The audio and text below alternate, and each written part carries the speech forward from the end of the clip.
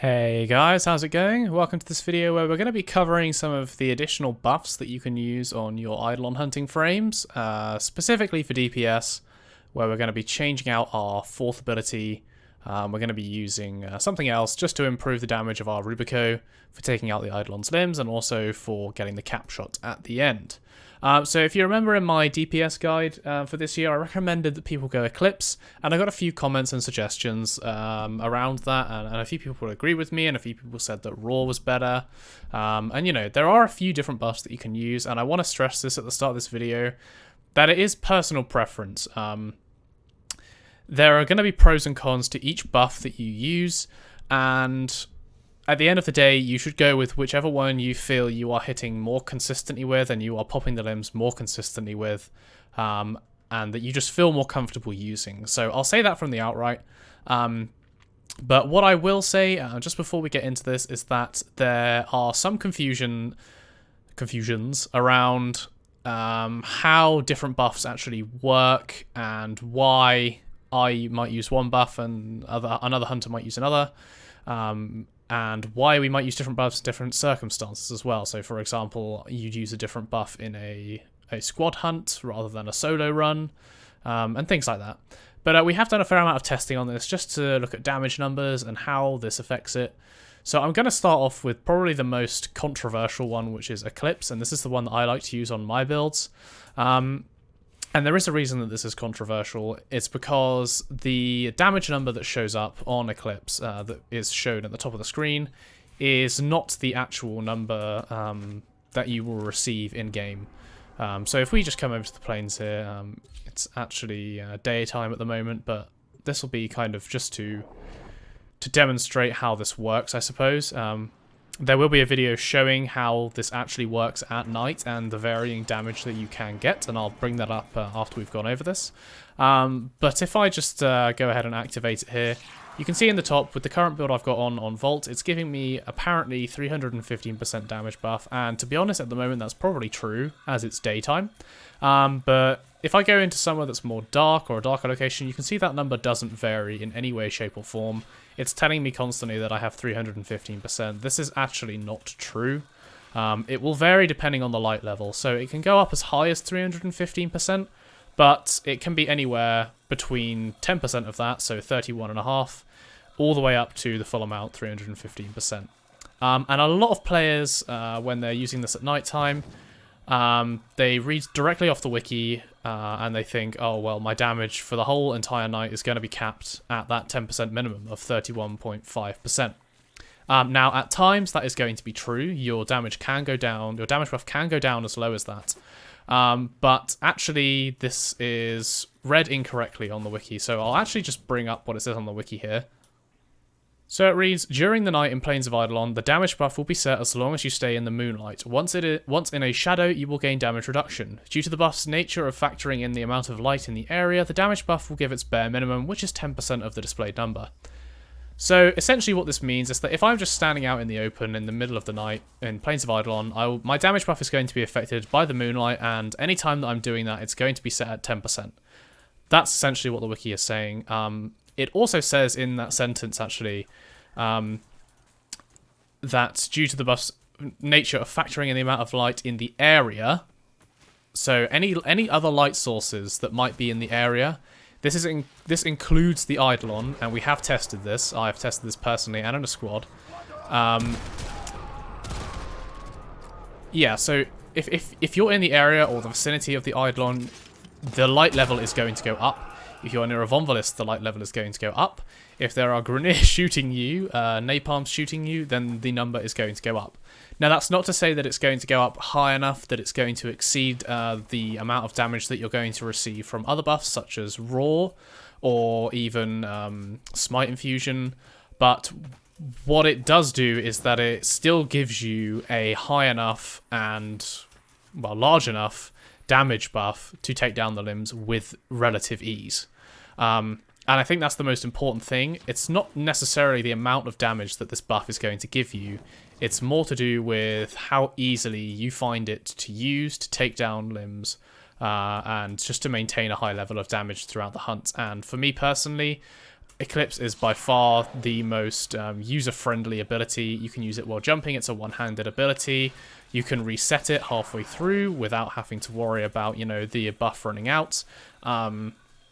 It has a lot of things going for it in terms of usability, which I really like about it. And yeah, so given that the minimum amount it's going to give is 31.5%, if that is enough for you to break the limb, then, you know, why not use it?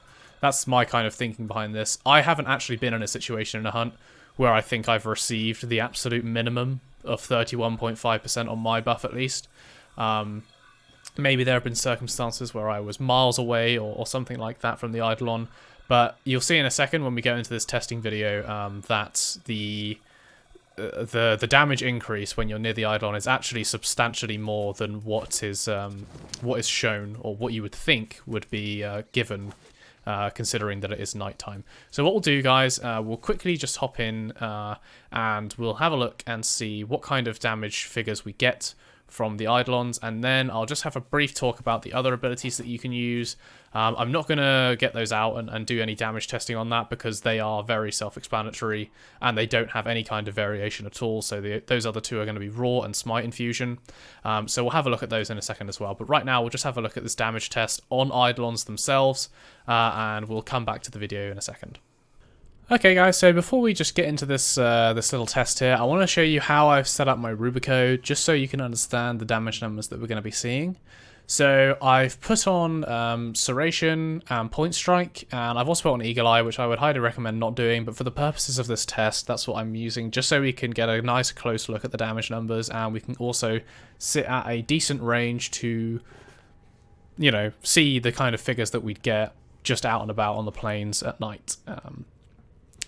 But this is the core build we're going to be using. I'm not going to be putting any other mods like elemental mods on, because I don't want any kind of impact from multiplying effects from elemental buffs. I've put Point Strike on to get as close to 100% crit chance as possible. This basically means that only 1 in 20 of our shots aren't going to be a yellow crit. And obviously the reason for that is that we're going to want to see a sort of straightforward set of numbers the entire time. What I'm also going to do, and I'm going to do right now actually, is I'm going to remove the Vigilante mods from my Sentinel here. I'll put on just another thing here, just so there's nothing on it. That way we're not going to get any upgraded crits, and we can get a nice array of numbers from that. So we're going to hop in, and the way this is going to work is that we're just going to test this on terrorist limbs. We're going to take a few shots close up, a few shots close away, and we're going to see how much damage. We're going to have a look at the damage numbers we do to the limb. Firstly, when Eclipse is not active, and secondly, when Eclipse is active.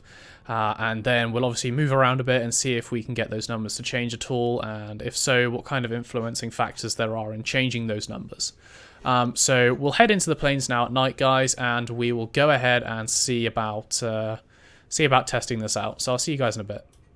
Alright guys, so we're over here by our Eidolon. I've taken the shield down already. As you can see, we haven't touched any of the limbs yet. So what we're going to do, I'm going to keep the scope on 3.5 times here. I'm not going to zoom it up to 5 times, just because I've put that extra zoom mod on.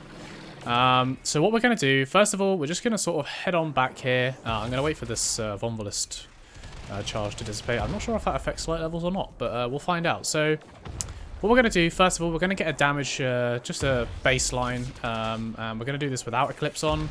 So if we just fire a few shots here, we can see around the 144 mark there.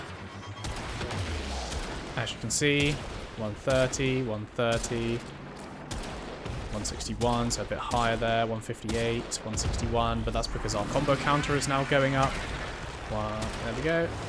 So I think what we'll try and do, we'll get this up to a 3.5 combo counter here, or maybe 3 actually, given that we don't have any multi-shot on. There we go, we're at 3. So at 3, we have 188, 188, 197, 189, 189, 180. So 180 to 190 with a 3 times combo counter. So what we'll do now, we'll throw on our Eclipse, and we'll stand quite far away here, and then we'll slowly work our way in.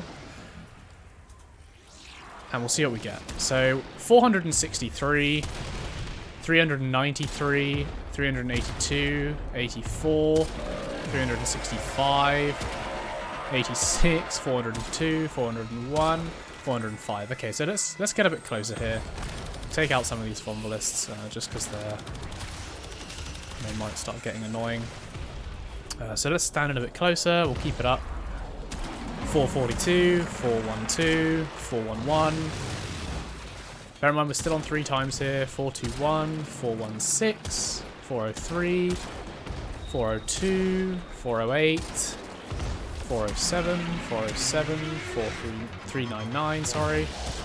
411. You can see that the damage is varying quite drastically. So sometimes we're getting huge hits, sometimes less. 413, 408, 411, but it looks like we're sitting around the 410 mark for this. So if we wait now, we'll let our buff run out here. 424, 424, 424, 424. Okay. 424. So let's use 424 as our kind of Eclipse target there. We could probably say 400 to be safe. But as you can see, without Eclipse, we're hitting around the 190 to 200 mark. Now, with that in mind, the damage bonus that we were getting there from the Eclipse being on, from 190 up to... oh, we're out of ammo. From 190 all the way up to around the 400 mark, that is a substantial increase. So you can see now we're hitting, again, varying figures here, but around the 187, 190, 200 mark. So with Eclipse on, we were actually nearly doubling, or almost more than doubling in some cases, our damage on this, which is not indicative of a 31.5% increase, which we saw before. That is simply because, like I said, the light level does change depending on, you know, what kind of proximity you are to the Eidolon. It'll be interesting to see if we can actually achieve that 31%. So let's back right off here. So we're in the shadow here, we're in the light here. So let's see what we get from range. So we'll ignore that one. So we get 338 from all the way back here, which is about 70 or 80 less than what we had before. We're near a Vombolist now, so this is going to be affecting the light level, the explosions from these little shots. But yeah, as you can see, guys, it's not set in stone that you get this 31% damage. As you get closer to the Eidolon, your damage is going to increase, and you are going to see up around that sort of double figure mark. So we're definitely getting at least 100% damage bonus here, if not more in some cases. So hopefully that shows you guys that, you know, what the wiki says, although it is true in cases where you are very far away from the Eidolon and you are just relying on the moonlight for your damage, it is not indicative of total damage. As you can see, even now we're hitting nearly double figures. Now, of course, my math calculation could be completely off here, and obviously I don't know exactly how the game coding works in this instance. But the fact that these figures vary so dramatically indicates to me that the damage buff does change depending on, you know, light level, position, and things like that. So hopefully that gives you an idea, guys. So we'll head back now and just do a bit of a round off to go over the last few buffs. Okay, so hopefully that showed you guys that the damage buff that you receive from Eclipse is not set, and it does vary quite drastically. So hopefully any of you guys that were kind of a bit on the fence about whether or not to use it, maybe that's cleared up a few things. Maybe it's actually made you want to go with another buff. Doesn't matter. I was just trying to sort of present the facts about how the buff works at nighttime and around the Eidolons. But if we move on to the other buffs, such as Raw, we'll quickly leave the plains here and take a look. I don't actually have Raw subsumed at the moment. I haven't actually got around to getting the Rhino buff to do that. So let's just go ahead and return to the ship. Apologies, my loading is a bit slow here. My internet is struggling a bit today. But we'll go ahead and we'll come in here.